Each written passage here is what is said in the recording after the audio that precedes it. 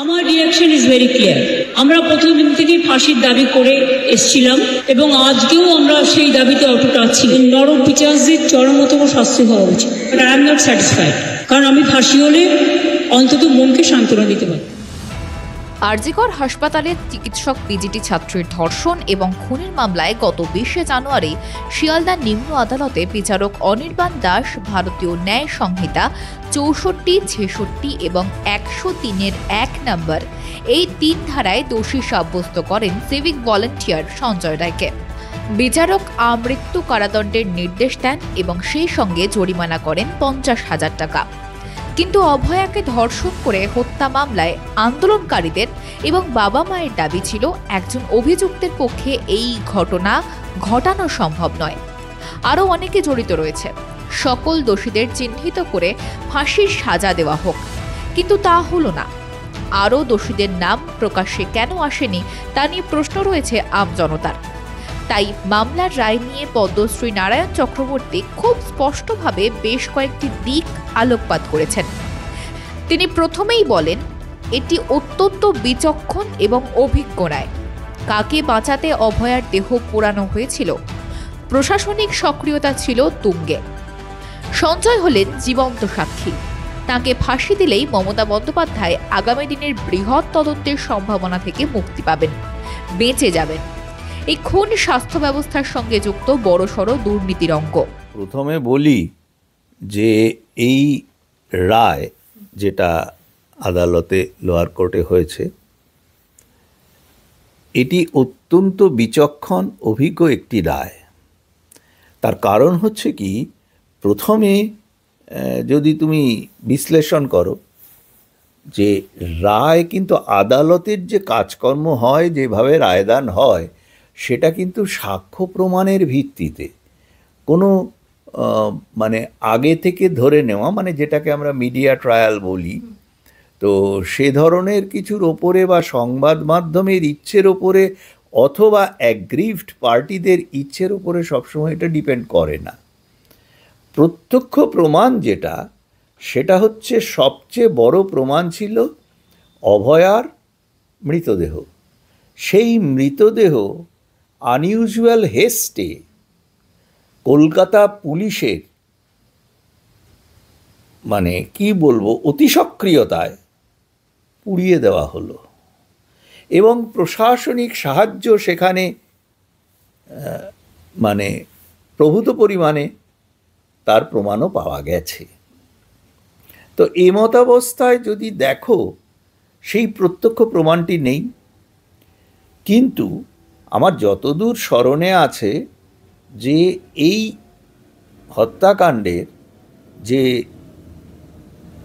তদন্তের ভার কেন্দ্রীয় তদন্তকারী সংস্থাকে দেওয়া হয়েছিল, তারা কিন্তু তখন তাদেরকে বলেও দেওয়া হয়েছিল যে শুধু হত্যাকাণ্ডটাই নয়, হত্যাকাণ্ড তার পার্সপেক্টিভ এবং সেখানে ইন্টারেস্টেড পার্টি এবং তাদের ইনভলভমেন্ট সব কিছু তারা বিচার করবে। যাকে যাবজ্জীবন কারাদণ্ড হয়েছে সে হয়তো কোনো জীবন্ত সাক্ষী, যার জীবন থাকলে পরে বড় মাথা বা মাথাদের মাথা ব্যথার যথেষ্ট কারণ আছে। গত 9 আগস্ট আরজিকর হাসপাতালে একজন চিকিৎসক তরুণীকে নিজের কর্মস্থলেই ধর্ষণ করে খুনের ঘটনা এই রাজ্যসহ গোটা দেশকে নাড়িয়ে দিয়েছিল। ঘটনায় প্রধান অভিযুক্ত রাজ্য সরকারের সিভিক ভলান্টিয়ার সঞ্জয় রায়। উল্লেখ্য, তিনি ওই হাসপাতালের নিরাপত্তার দায়িত্বে ছিলেন। তিনি আবার তৃণমূলের পুলিশ ওয়েলফেয়ার কমিটির সদস্যও ছিলেন। ধর্ষণ এবং খুনের ঘটনা জানাজানি হতেই অতি সক্রিয় হয়ে আসরে নামতে দেখা গিয়েছিল পুলিশ মন্ত্রী মমতা বন্দ্যোপাধ্যায় এবং রাজ্য পুলিশের সিপি বিনীত গোয়েলকে। হাসপাতালের সুপার ছিলেন সন্দীপ ঘোষ। তার দায়িত্ব এবং ভূমিকাও ছিল প্রশ্নের মুখে। আর্থিক দুর্নীতির মামলায় অভিযুক্ত তিনি। প্রশ্ন উঠেছে টালা থানার ওসি অভিজিৎ মণ্ডলের ভূমিকা নিয়েও। তবে মমতা গোটা বিষয়ে প্রত্যক্ষভাবে সক্রিয় ছিলেন প্রথম থেকেই, ফলে তার আচরণ ছিল সন্দেহজনক। কাকে বাঁচাতে এত সক্রিয়তা ছিল? এরপর নির্যাতিতার দেহ রাতের অন্ধকারে ময়না তদন্ত করা এবং তড়িঘড়ি ডিসি নর্থ স্থানীয় তৃণমূল কাউন্সিলরের উপস্থিতিতে দাহ করা হয়। সবটা নিয়ে প্রশ্ন রয়েছে বিস্তর। এই মামলায় আসল প্রমাণ তো ছিল দেহ, তাকে কেন দ্বিতীয়বার তদন্তের জন্য সংরক্ষণ করেনি পুলিশ? সবটা ষড়যন্ত্রের অঙ্ক নয় তো? এই প্রশ্ন তোলেন নারায়ণ বাবু। প্রথম 5 দিন তদন্ত করেছিল পশ্চিমবঙ্গ পুলিশ। তারা ওই বেড়ে বেটাকে ধরের মতো একটা ধরে আনলো সেই সিভিক পুলিশ, যার সঙ্গে আবার পুলিশের নিচু মহলের খুব ঘনিষ্ঠ সম্পর্কের পরিচয়ও পাওয়া গেছে। সে জাগে, এবং বিচার শুরু হওয়ার অনেক আগে থেকেই পশ্চিমবঙ্গের রাজনীতি তথা প্রশাসনের যিনি মাথা, সেই মাথা কিন্তু তার কি মাথা ব্যথা ছিল জানি না, তিনি রাস্তায় নেবে নিজের প্রশাসনের বিরুদ্ধে, নিজের দপ্তরের বিরুদ্ধে প্রচণ্ড আন্দোলন শুরু করলেন, যে বেড়ে বেটাকে ধরেছে তাকে ফাঁসি দাও। এমনকি মৃতার বাবা মা দাবি করেছিলেন পুলিশ টাকা দিয়ে মুখ বন্ধ রাখার প্রলোভন দিয়েছিল। উল্লেখ্য, প্রথম কয়েকদিনে পুলিশের তদন্তের মধ্যেই আচমকাই সিবিআই এর কাছে মামলা দেওয়ার ঘোষণা করেছিল মমতা।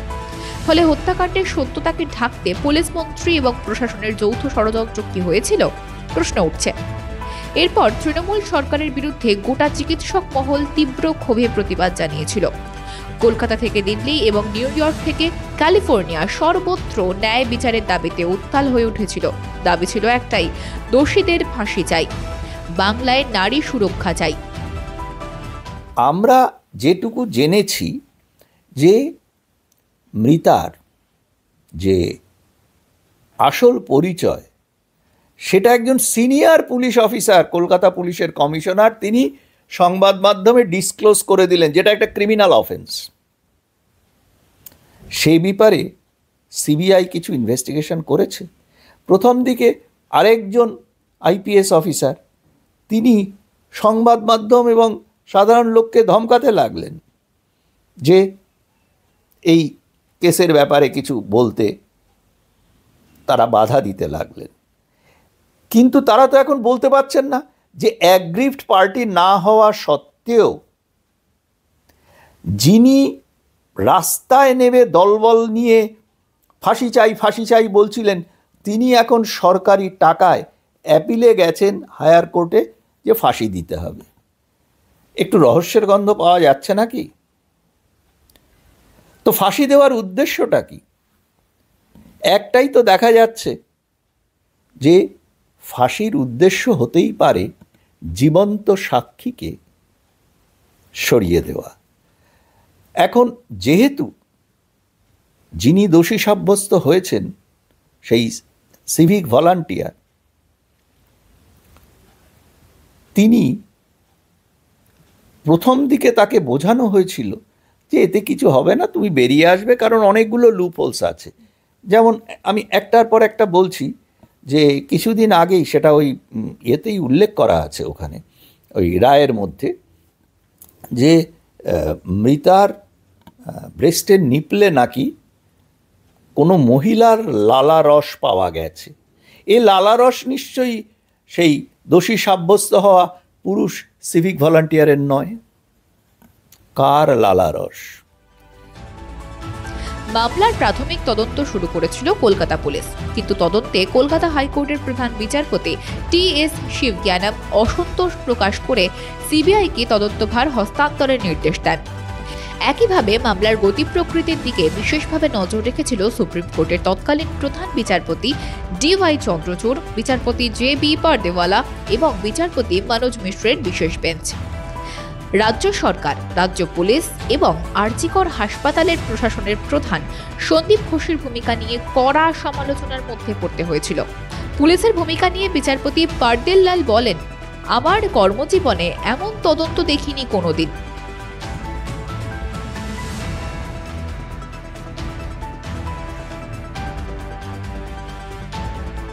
সুপ্রিম কোর্টে মামলার তথ্য প্রমাণ লোপাট এবং ক্রাইম সিন বদলের অভিযোগও জানিয়েছে সিবিআই।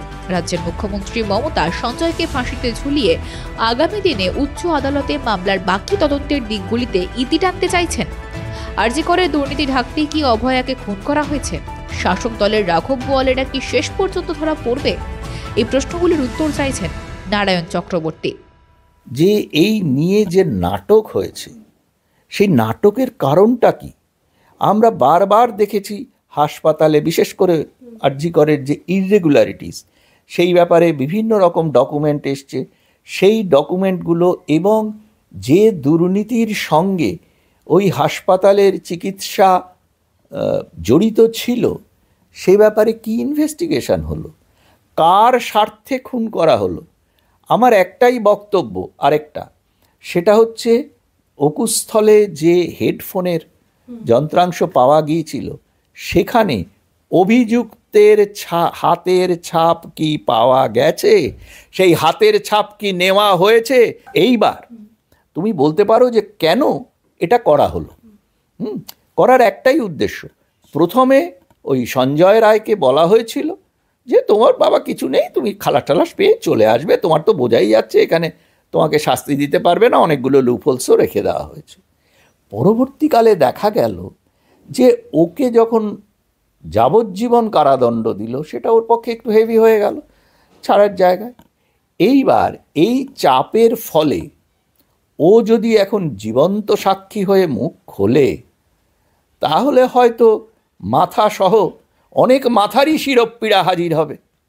সুতরাং বেস্ট থিং হচ্ছে, এটা কিন্তু আগে থেকেই একটা প্রি প্ল্যান্ড ছিল, মানে আমি আমার বিরুদ্ধে আন্দোলন করব, আমার সততার জন্য আমি আন্দোলন করব, আমার অসততাকে ঢাকতে, এবং সেখানে যেই জায়গায় ফেইলিওর হব সেই ফেইলিওরের জায়গাটাকে কবরখানায় পাঠিয়ে দেবো। এটাই তো কায়দা। ব্যুরো রিপোর্ট, মাধ্যম।